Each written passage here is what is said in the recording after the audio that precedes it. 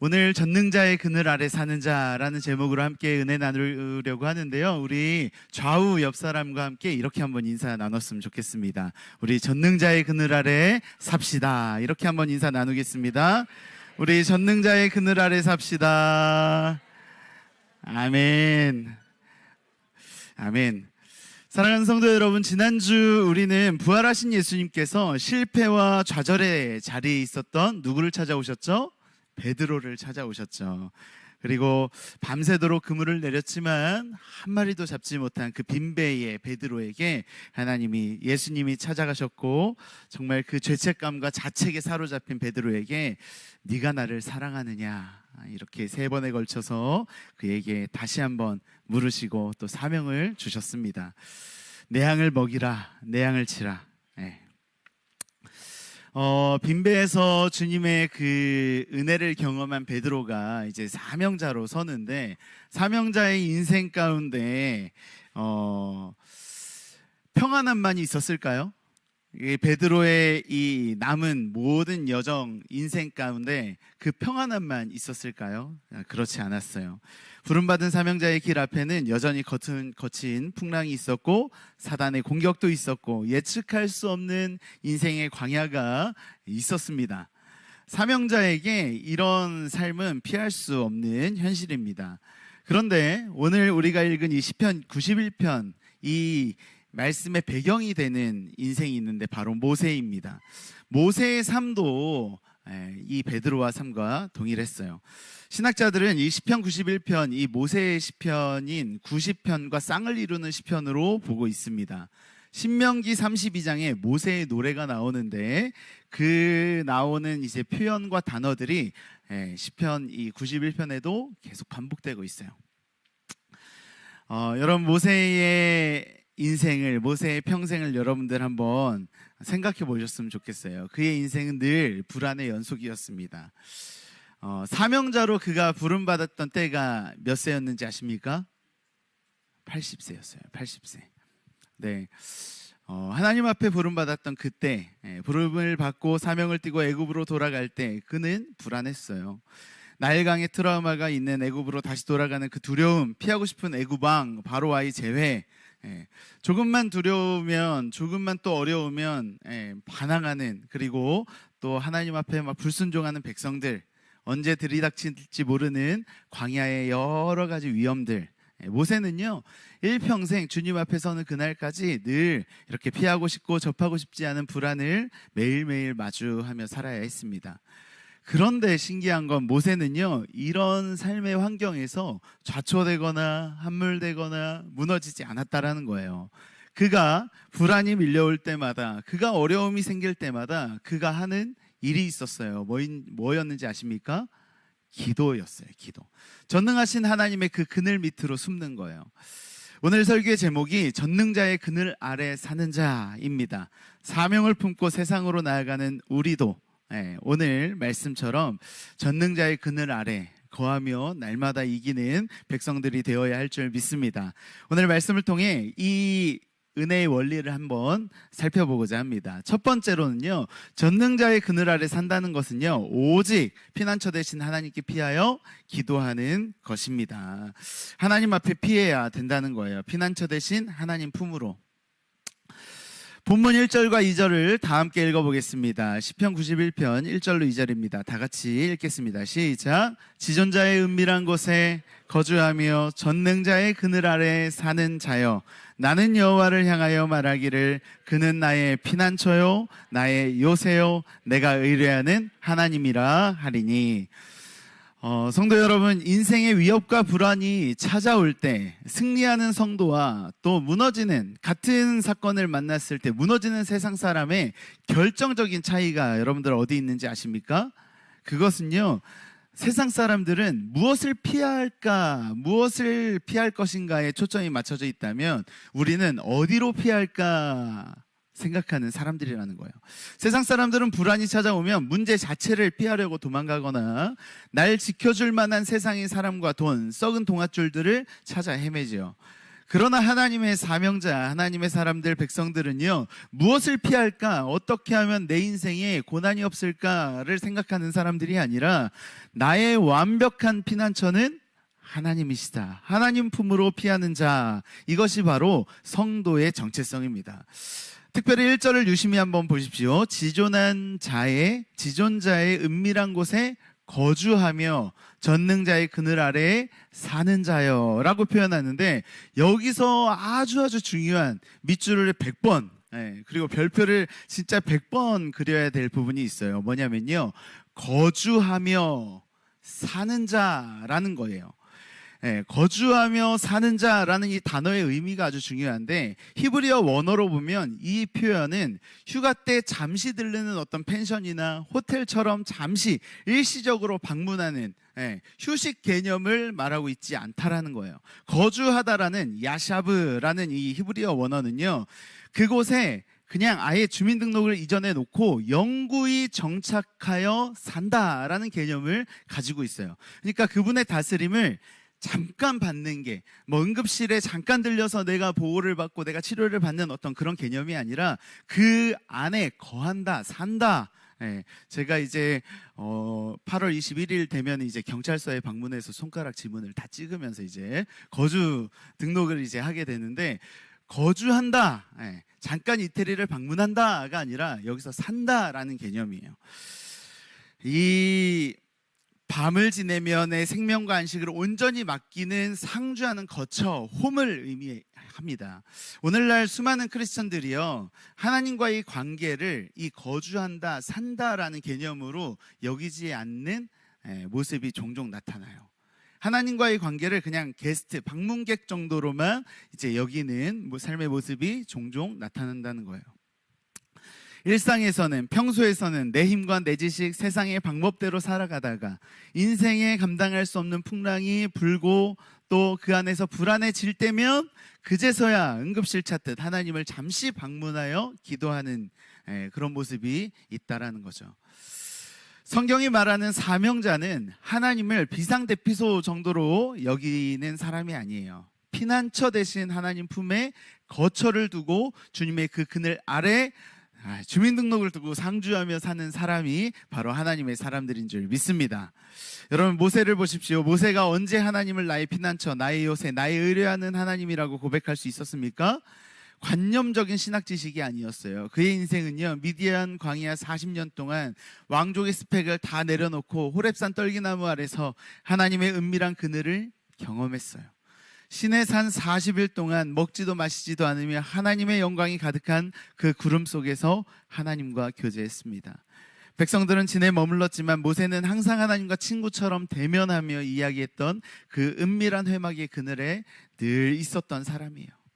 그렇게 날마다 주님 품에 거주하고 살았던 그 시간이 있었기에 모세는요, 광야의 대적과 전염병이 들이닥치는 불안의 순간순간들마다 모세는 그가 살아왔던 그 본가, 즉 피난처 대신 하나님 품으로 들어가 무릎을 꿇을 수 있었던 거예요.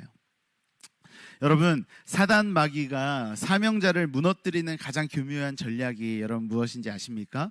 타락시키는 것만이 아니에요. 신앙이 좋은 성도들에게 마귀는 계속 이렇게 속삭입니다.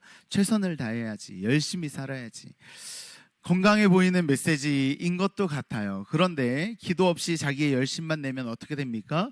눈꽃 뜰 새 없이 바빠지고, 바빠지는 순간 하나님과의 거리가 생기고 기도의 자리도 놓치게 되죠.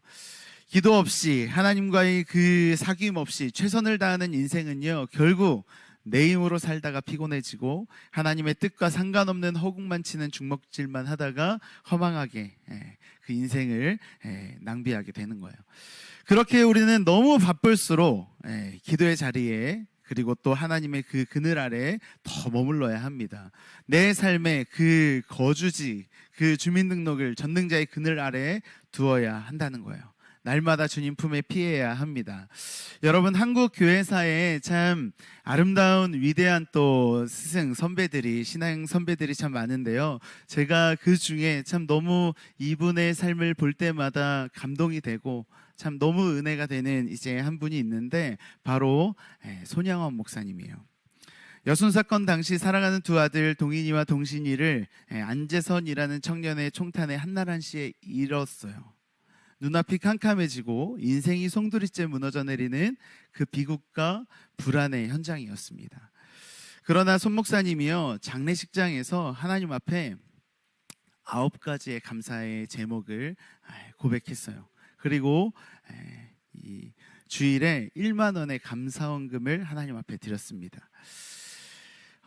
그 헌금 봉투가 사진으로 제가 가지고 왔는데 한번 보여주시겠습니까? 여러분, 당시 10,000원이 어떤 가치를 가지고 있었냐면, 손양원 목사님의 그때 이제 여기 이제 동인 동신 순교를 감사해서 하나님께 감사헌금을 드렸는데, 이제 그때 이제 사용했던 봉투가 그대로 이렇게 남아 있어요. 목사님의 한 달 사례비가 80원이었습니다. 그러니까 1만 원이라는 사례비는요, 10년 하고도 5개월 동안 모아야 하는 이제 큰 금액이었어요. 일반 노동자의 10년치 임금이자 두 아들의 미래를 위해 아끼고 모아둔 그 우리 손 목사님의 전 재산이었어요. 사람들은 이해할 수가 없었습니다. 두 아들을 잃은 슬픔도 모자라서 어떻게 10년치의 이 큰 헌금으로 감사헌금을 하나님 앞에 구별해 드릴 수 있었을까? 제가 직접 여수 손양원 목사님 순교기념관 애양원을 방문했을 때 이제 이 헌금 봉투를 이제 보고 그 봉투 앞에서 참 많이 그냥 왈칵 눈물이 쏟아졌어요. 그 봉투에 이제 이 글이 써져 있는데 잘 안 보이실 텐데 뭐라고 써져 있냐면, 순교의 두 아들이나 주신 감사의 봉헌금, 이렇게 써져 있어요. 순교 이 두 아들의 부 손양원, 헌금 액수 1만 원. 손 목사님이 그 비극의 순간에 갑자기 신앙이 좋아져서가 아니에요. 그분은 평소에 늘 하나님의 은밀한 그늘 아래 거주하며 사셨던 분이에요. 주님이 나의 완벽한 피난처요 요새이심을 날마다 기도 속에 누리며 사셨던 분이에요. 인생의 최고의 환난, 가장 불안했던 그 순간에 세상을 원망하는 것이 아니라 피난처 대신 하나님 품으로 들어가 감사의 재단을 쌓을 수 있었던 게 바로 우리 손 목사님입니다. 사랑하는 성도 여러분, 저는 우리 성도님들도 하나님 앞에 이렇게 정말 이 신앙 고백을 올려드리는 저와 여러분이 되었으면 좋겠습니다. 헌금할 때 남는 물질을 떼어드리는 거스름돈이 헌금이 아니죠. 내 삶의 피난처와 주인이 오직 하나님이심을 고백하는 강력한 믿음의 선포가 바로 헌금이에요. 이 단지 봉투에 이름 석자만 올리는 것이 아니라 하나님 앞에 드리는 진실한 감사의 제목을 여러분들 한번 써보십시오. 가슴 깊은 기도의 제목과 나의 진솔한 신앙의 고백을 여러분들 한번 써보세요. 그리고 거기에 이 세상의 주인이신 하나님의 거룩한 자녀 이 이름을 여러분들 이름을 써서 하나님 앞에 그렇게 고백해 보십시오. 그러면 여러분의 헌금 봉투 위에 눈물로 적어 올리는 그 신앙의 고백을 하나님께서 잊지 않으십니다. 그 고백을 기억하실 뿐 아니라 여러분의 삶과 가정에 기름 부어 주시고, 또 그 거룩한 신앙의 유산이 오늘 이 목사님의 이 고백처럼 가고 오는 모든 세대, 특별히 우리 공동체에 정말 귀한 모델이 본이 될 것입니다. 사랑하는 성도 여러분, 우리는 어디에 거주하고 있습니까? 불안이 밀려올 때마다 여러분 어디로 달려가십니까? 사람들이 정말 끊임없이 하나님이 아닌 다른 것들을 의지하며 살려고 해요. 그런데 이제 우리는 하나님께 피하고 전능자의 그늘 아래 거처를 정하며 기도로 주님 품에 피하는 하나님의 사람들이 되어야 할 줄 믿습니다. 우리 적용 질문입니다. 불안과 위기가 찾아올 때 여러분은 세상 방법이나 사람을 찾으러 다니십니까? 아니면 하나님 품에 그 피난처 되시는 주님 품으로 달려가 하나님 앞에 기도하십니까? 나는 하나님과의 관계에서 일시적인 방문객입니까? 아니면 기도의 자리를 지키는 상주자입니까? 전능자의 그늘 아래 산다는 것은 두 번째로 인생의 거친 사건들 속에서 믿음의 새 노래를 부르는 것입니다. 어떤 새 노래요? 믿음의 새 노래. 본문 3절과 13절까지의 말씀을 보면요, 아주 정말 이 고난의 목록들이 대단하게 나열되고 있는데 이렇게 기록하고 있어요. 새 사냥꾼의 올무, 심한 전염병, 밤에 찾아오는 공포, 낮에 날아드는 화살, 어두울 때 퍼지는 전염병, 밝을 때 닥쳐오는 재앙, 그리고 사자와 독사, 젊은 사자와 뱀까지. 3절부터 13절에 기록된 이 무시무시한 단어들은요, 단지 시인이 머릿속으로 상상해낸 어떤 관념적인 표현이 아니에요. 실제로 모세의 인생에, 그리고 우리들의 삶에, 하나님의 백성들의 삶에, 광야 같은 이 세상을 지나갈 때 마주하는 치열한 사건들의 목록이라는 거예요. 본문의 배경이 되는 모세의 생애를 여러분들 한번 우리가 돌아봤으면 좋겠는데, 모세의 삶 처음 시작할 때부터 시작이 너무너무 어려웠습니다. 태어날 때부터 남자 아기들을 모두 나일강에 던져 죽이라는 애굽 왕의 명령이 있었어요. 새 사냥꾼의 올무였죠. 그 속에서 하나님은 그의 인생을 건지십니다. 40년 광야길을 걷는 동안에 백성들의 범죄로 인해 들이닥치는 불뱀의 사건도, 심한 전염병의 공포도 날마다 마주해야 했습니다. 언제 아말렉 같은 백성들이, 대적들이 화살을 쏘며 쳐들어올지 모르는 낮의 화살, 밤의 공포가 늘 있었습니다. 광야 사막의 도살인, 이 독사의 위험도 늘 있었어요. 그의 평생에 늘 위험과 불안은 도사리고 있었다라는 거죠. 우리의 삶도 마찬가지예요. 모세의 삶은 고난이 면제된 탄탄대로의 삶이 아니었습니다. 릴레이처럼 이어지는 사건과 영적 전쟁의 연속이 바로 그의 인생이었습니다.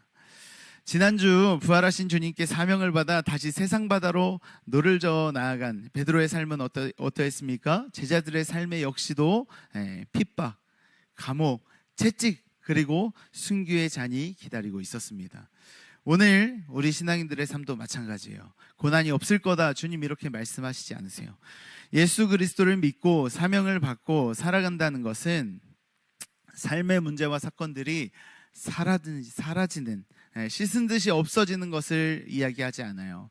한 고비를 넘기면 뜻하지 않은 억울함과 모함과 계약의 이 비극이라는 올무가 끊임없이 찾아옵니다.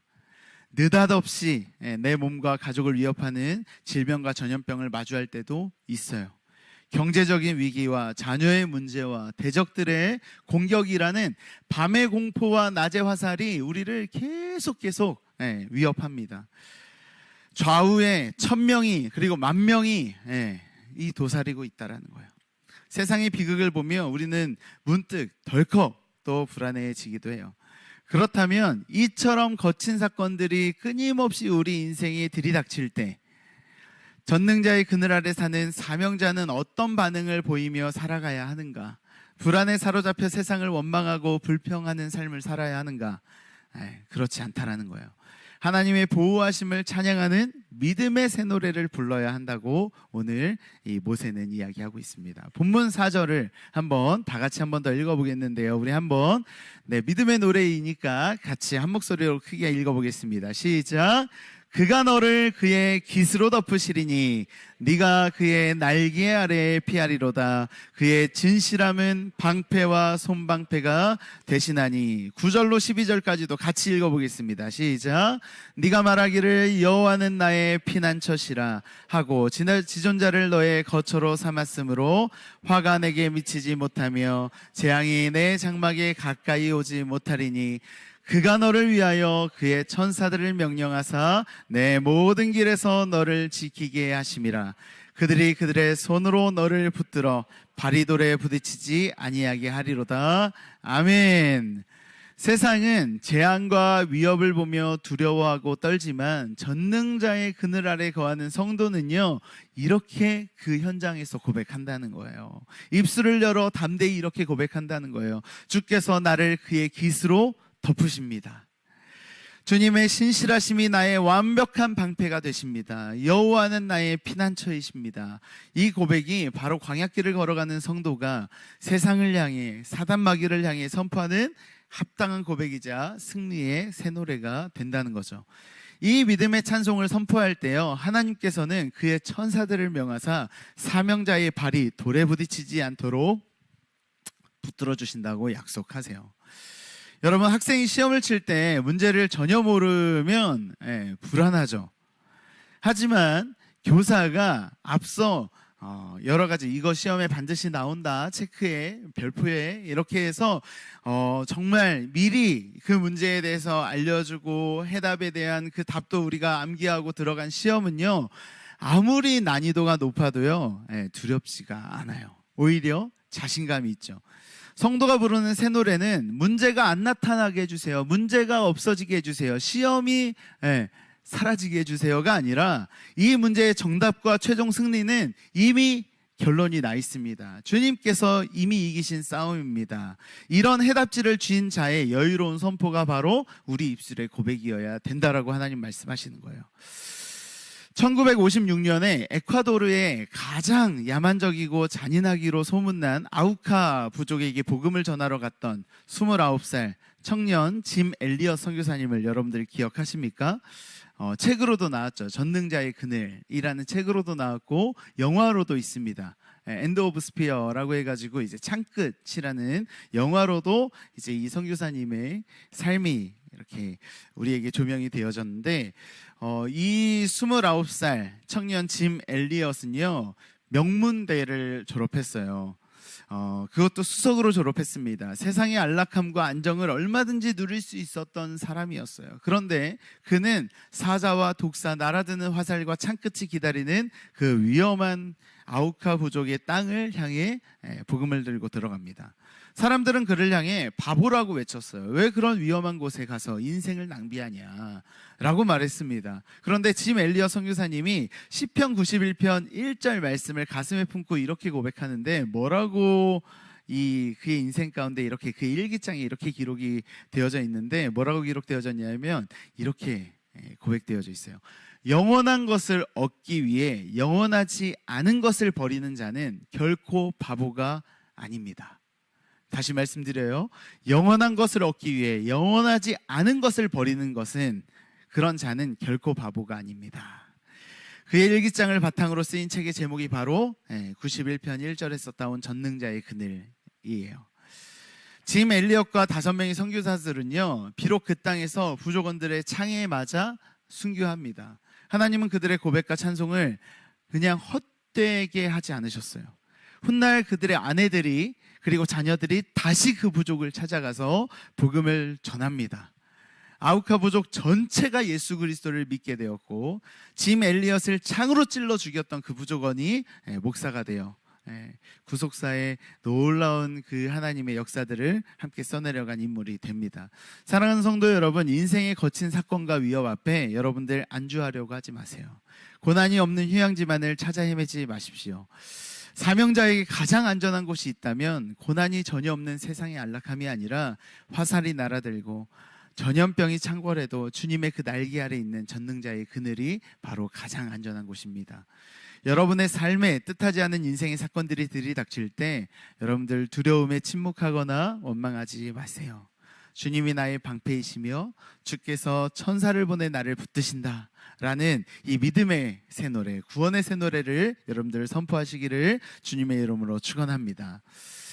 여러분들 요즘 많이들 쓰시는 이제 아이템이긴 한데요, 저도 가지고 있고 매일매일 저도 사용합니다. 비행기를 타거나 시끄러운 카페에 있을 때 이 에어팟을, 노이즈 캔슬링이 되는 이어폰을 쓸 때가 있어요. 그러면 무슨 현상이 일어나냐면 순간 바깥의 소음이 싹 사라집니다. 그리고 내가 정말 들어야 할 그 소리만 선명하게 들리죠. 성도의 삶에 나타나는 여러 고난 속에 사단은 끊임없이 저주와 원망과 하나님을 향한 불신의 소음들을 요란하게 울려댑니다. 그런데 성도의 찬송은 세상과 사단의 소음에 귀를 기울이는 것이 아니라 하나님의 약속이라는 이 헤드셋을 좀 끼고 주님의 음성에만 주파수를 맞추는 영적 노이즈 캔슬링을 여러분들 경험하셔야 돼요. 날마다 하나님의 음성을 여러분들 주목하셔야 합니다. 사건 속에서 믿음의 새 노래를 여러분들 선포해야 하는 거예요. 우리 적용 질문입니다. 나를 두렵게 만드는 삶의 사건이 있습니까? 질병, 경제적인 문제, 관계의 올무, 여러분들 그 앞에서 여러분들 원망하고 계십니까? 아니면 두려움을 뚫고 주님이 나의 방패이시며 나를 붙드신다 믿음으로 고백하고 계십니까? 마지막으로 전능자의 그늘 아래 산다는 것은 하나님과의 깊은 인격적 사랑을 나누는 것입니다. 오늘 본문 14절부터 16절까지 시편 91편 전체의 흐름이 완전히 전환되는 가장 장엄하고 은혜로운 대목이 바로 14절로 16절인데요. 1절과 2절을 잘 보면요, 인칭이 1인칭이에요. 내 결단입니다. 그런데 3절부터 13절까지는 광야의 사건 속에서도 성도를 향해 하나님의 보호하심을 선포하는 메시지 2인칭으로 기록되어지고 있는데, 14절로 16절까지는 하나님께서 직접 마이크를 잡고 우리에게 주시는 확증의 응답 3인칭으로 쓰여져 있어요. 하나님께서 친히 무엇이라 말씀하시는지 14절 말씀을 우리 같이 한번 읽어보겠습니다. 14절입니다. 시작.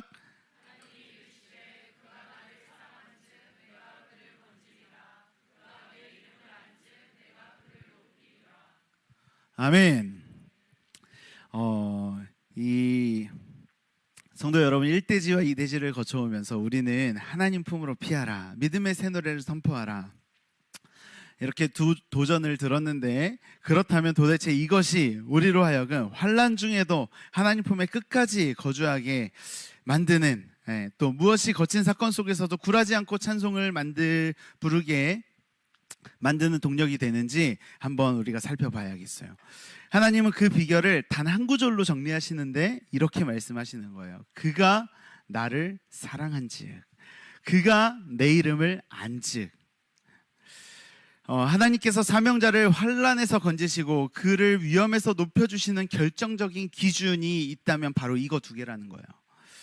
우리의 뛰어난 능력이나 의로운 스펙이나 남들보다 뛰어난 열심 때문에 우리를 그렇게 구속하시는 게 아니고, 그가 나를 사랑한지, 그가 내 이름을 안지, 우리와 하나님 사이에 맺어진 깊은 인격적인 사랑의 관계, 이것이 바로 핵심이라고 이야기하시는 거예요. 여기서 안다라는 단어가 히브리 원어로요, 야다라는 단어인데요, 이 단어는 그냥 관념적으로 머리로 이성적으로 이해한다, 알고 있다라는 의미를 가지고 있지 않아요. 이것은 실제로 살면서 알게 되는 알을 의미하는 단어예요. 그러니까 제가 저희 아내의 이름을 안다, 이게 아니라 제가 저희 아내랑 이 12년을 살아보니까 아내가 뭘 좋아하는지, 아내가 뭐에 분노하는지, 뭐에 아내가 기뻐하는지 제가 안다라는 거죠. 그런 것처럼 남녀가 깊은 인격적인 친밀함 속에서 서로를 깊이 경험하고 사랑하는 그 친밀한 교제와 사랑의 관계의 알을 의미하는 단어라는 거예요. 우리의 신앙생활과 사명의 자리를 여러분들 점검해 보시길 바랍니다. 수많은 성도님들이 사명을 감당하다가 지치고 낙심할 때, 왜 작은 시험과 불안이 밀려올 때 세상의 방법으로 달려가는지, 그 이유는요, 바로 여기 있어요. 사랑. 하나님과의 관계가 사랑이어야 하는데 의무감이나 거래적인 관계에 머물러 있다면요, 어느 순간 생색이 올라와요. 뭔가를 하나님 앞에 바라게 됩니다. 거래적인 마음으로 사명을 감당할 때 광야의 화살이 날아오거나 거친 사건이 터질 때 견뎌낼 재간이 없어요. 사명자의 삶을 끝까지 붙드는 힘은 기술이나 능력이 아니라 하나님을 향한 첫사랑에서 나오는 거예요.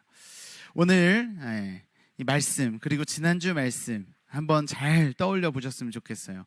갈릴리 바닷가에서 빈배에 예수님이 찾아오십니다. 주님이 그 실수를 따져 묻거나 그의 능력을 재확인하거나 테스트하거나 하지 않으셨어요. 주님이 물으셨던 핵심 질문은 하나였습니다. 3번에 걸쳐서 동일한 질문을 하시고 동일한 것을 체크하시는데 뭐였습니까? 네가 나를 사랑하느냐? 네. 네가 다른 사람들보다 나를 더 사랑하느냐? 여러분, 누군가는 돈을 받고 남의 집 일을 해주는 사람이 있어요. 정해진 시간만 되면 이렇게 퇴근을 하죠.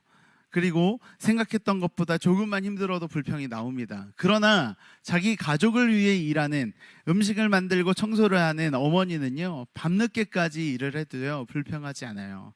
기쁨으로 감당합니다. 왜요? 사랑하니까. 자녀가 때를 놓치고, 식사 때를 놓치고 좀 늦게 들어와도 다시 상을 차리는 게 부모님에겐 기쁨이에요. 왜? 내 아이를 먹일 수 있으니까. 사명자의 자리에서 지치지 않는 유일한 비결이 있다면 바로 이 사랑입니다. 내가 직분자니까 어쩔 수 없이 한다가 아니라 나를 구원하신 주님이 너무 좋아서, 너무 감사해서, 너무 사랑해서 내게 주신 이 직분을 기쁨으로 감당할 수 있는 거예요. 주님은 사명자의 조건으로 다른 걸 보지 않으세요. 너의 능력이 얼마나 되니, 너의 성과는 얼마나 되니, 그런 걸 묻지 않으세요. 주님을 향한 그 사랑을 물으십니다. 베드로가 세상으로 나아가 십자가의 길을 걸어갈 수 있었던 유일한 동력은 여기 사랑이 있었습니다. 주님을 사랑하는 자만이 전능자의 그늘 아래 끝까지 머무를 수 있는 거예요. 주님을 깊이 아는 자만이 세상의 불안을 돌파할 수 있는 겁니다. 우리가 주님을 그렇게 사랑하고 주님의 이름을 깊이 아는 야다의 관계 속으로 들어갈 때 하나님은 세 가지 복을 약속하시고 오늘 허락하시겠다고 이렇게 확증해 주시는데, 바로 그 본문이 15절로 16절입니다. 우리 15절 16절 같이 한번 읽어볼까요? 시작. 그가 내게 간구하리니 내가 그에게 응답하리라. 그들이 환난당할 때에 내가 그와 함께하여 그를 건지고 영화롭게 하리라. 내가 그를 장수하게 함으로 그를 만족하게 하며 나의 구원을 그에게 보이리라 하시도다. 아멘, 아멘. 첫 번째 복이 뭡니까? 기도 응답이에요. 내가 그에게 응답하겠다. 하나님을 사랑하는 자가 전능자의 그늘 아래 부르짖을 때 하나님은 단 한 번도 그 기도를 외면하지 않으시고 반드시 응답하신다는 거예요. 할렐루야. 여러분들 기도하시길 바래요. 그리고 정말 우리 토요 아침 기도에 계속 이제 많은 성도님들이 나와서 함께 기도하고 함께 주를 찾는데, 기도의 역사, 응답의 역사를 여러분들 모두가 누리시기를 소망합니다. 두 번째로는요, 하나님이 이렇게 약속하시는 거예요. 환난 중에 동행과 영화로움. 내가 그와 함께하여 그를 건지고 영화롭게 하겠다. 할렐루야. 하나님은요, 고난 자체를 없애주겠다. 너의 인생 가운데 내가 꽃길만 걷게 하겠다. 이렇게 약속하지 않으세요. 대신 환난 당할 때에 내가 너와 함께 하겠다. 내가 임마누엘로 너와 함께 하겠다. 사자와 독사, 날아드는 화살 한복판에서도 내가 너와 함께 하겠다. 그 삶을 내가 건져내겠다. 영원한 구속사의 관점에서 너를 영화롭게 하겠다. 이렇게 주님 말씀하시는 거예요. 세 번째로 주시는 복이 뭡니까? 구원의 만족이에요. 나의 구원을 그에게 보이리라. 세상이 주는 안락함은요, 잠시 후면 사라질 헛된 만족이지만 주의 그늘 아래 사랑을 나누는 자에게 하나님이 친히 주시는 이 구원의 영광, 이 만족은요, 영원한 만족이에요. 네, 영원한 것입니다. 우리가 앞서 나누었던 짐 엘리엇 선교사님과 손양원 목사님의 삶을 여러분들 기억하시길 바래요. 세상의 눈으로 볼 때는 29살의 나이에 아우카 부족의 창에 맞아 숨진 짐 엘리엇 선교사님의 삶, 그리고 두 아들을 한날 한시에 잃고 한센병 환자들을 일평생 돌보다 순교하신 손양원 목사님의 삶이 세상 눈으로 보면 미련해 보이고 바보처럼 보이고 극심한 환난처럼 비극처럼 보이지만, 그러나 하나님은요, 그 환난 한복판에서 그들과 함께 하셨어요. 그들이 전능자의 그늘 아래서 하나님을 깊이 사랑했기에 하나님은 그들의 순교와 감사의 고백을 통해 아우카 부족 전체를 구원하시고 한국 교회사 속에 그들의 이름을 가장 영화롭게 높여주셔서 가고 오는 모든 세대가 하나님 앞에 거룩한 소망을 품게 하셨어요. 하나님을 깊이 사랑했던 그들의 삶을 통해 수많은 영혼들이 주께 돌아오는 영원한 구원의 열매를 맺게 하셨습니다. 사랑하는 성도 여러분, 사명자의 삶을 완성하는 것은 나의 열심이나 능력이 아니에요. 하나님과의 깊은 사랑의 관계에 있습니다. 여러분들 주님 사랑하십니까? 여러분들 정말 주님 한 분이면 만족하십니까? 주님을 단순히 내 문제를 해결해 주는 도우미로 여러분들 여기지 마시길 바래요. 날마다 기도 가운데 하나님의 이름을 부르고 주님의 마음을 뜨겁게 느끼고 주님과의 인격적인 사랑을 나누는 야다의 자리로 힘써 여러분들 나아가시길 소망합니다. 주님을 향한 그 깊은 사랑이 회복될 때 정말 세상의 그 어떤 불안도, 그 어떤 거친 사건도 여러분을 전능자의 그늘 아래서 끊어낼 수 없어요. 하나님을 사랑함으로 마침내 기도의 응답을 받고 환난 속에서도 함께 하시는 주님을 경험하고 하나님의 위대한 구원을 목도하는 거룩한 승리자들이 되실 줄 믿습니다. 여러분들, 우리의 인생 가운데 두려운 일이 많습니까? 적습니까? 많아요. 많아도 아주 많아요. 정말 매일매일이 두려운 일이 쌓였습니다. 두려워할 이유가 너무나도 많아요. 그런데요, 하나님이 말씀하시잖아요. 두려움을 내어쫓는 방법은 단 하나라고 얘기하십니다. 요한일서에 뭐라고 얘기하십니까? 온전한 사랑이 두려움을 내어쫓는다고 하세요. 하나님을 향한 온전한 사랑이, 주의 그늘 아래 온전히 거하는 것이 다른 방법이 없다. 이것만이 두려움을 내어쫓는 유일한 방법이다. 그래서 하나님이요, 그 그늘 아래 사는 자에게 365번이나 계속 귀에 딱지가 않게 말씀하시는 게 뭐예요? 두려워하지 마라. 내가 너와 함께한다. 물도 불도 그 어떤 것도 너를 상하게 할 수 없다. 내가 너를 지킬 테니까. 너의 출입을 내가 지킬 테니까. 너는 가만히 여호와의 구원을 보기만 하면 돼. 이것이 우리를 향한 하나님의 사랑의 음성인 줄 믿습니다. 적용 질문입니다. 신앙생활과 사명의 자리를 여러분 혹시 의무감이나 거래적인 마음으로 버티고 있진 않습니까? 오늘 나를 찾아오셔서 사랑을 물으시는 주님 앞에 내가 주님을 사랑합니다 고백하며 깊은 그 교제의 자리, 그 알매 자리, 야다의 자리로 여러분들 나아가시겠습니까? 말씀을 맺겠습니다. 사랑하는 성도 여러분, 오늘 우리는 시편 91편 이 말씀 앞에 섰습니다. 광야 같은 세상을 살아가는 사명자가 어떻게 불안을 이기고 승리할 수 있는지, 그 영적인 원리, 그 은혜의 원리를 우리가 함께 살폈어요. 정말 이 실패와 두려움에 주저앉았던 베드로에게 하나님이 찾아오셔서 그 사랑을 확인하고 사명을 회복해 주셨던 것처럼 우리 또한 하나님 앞에서의 사랑을 점검하고 늘 그의 그늘 아래, 늘 그의 이 지존자의 그 품 안에 우리가 그 안에서 승리를 해야 할 줄 믿습니다. 오늘 부활하신 주님이 주신 사명을 안고 다시 세상으로 나아가는 성도 여러분, 오늘 우리에게 하나님이 어떤 삶을 요구하십니까? 나의 안에 거하라. 내 삶의 주소지를 피난처 대신 하나님 품으로 옮기라고 말씀하세요. 그리고 믿음의 찬송을 선포하라고 이야기합니다. 예수 믿는다고 해서 고난과 사건이 면제되는 게 아니라고 했어요. 고난에 눌려 불평하는 자가 아니라 믿음의 눈을 들어 주님을 주목하며 믿음의 구원의 새 노래를 부르는 자가 우리의 삶이라고 하셨어요. 마지막으로 주님을 향한 깊은 인격적인 관계, 야다를 회복하라고 주님 우리를 초청하십니다. 손양원 목사님처럼, 짐 엘리어 선교사님처럼 전능자의 그늘 아래 거하는 우리 모두가 되기를 주님의 이름으로 축원합니다. 아멘. 이 시간 같이 말씀 생각하며 같이 찬양할 텐데요, 오늘 찬양의 이 가사가 너무너무 은혜가 됩니다. 하나님은 우리의 피난처가 되십니다. 하나님은 환난 중에 우리의 힘과 도움이십니다. 하나님, 나는 주님을 사랑하고 나는 주님을 찬양합니다. 오직 주님의 다시 오심을 기다리며 이 내게 허락하신 이 때를 우리가 잘 살아내겠습니다. 이 귀한 고백을 우리 입술을 열어 믿음의 고백, 새 노래로 하나님 앞에 찬양하며 올려드리겠습니다.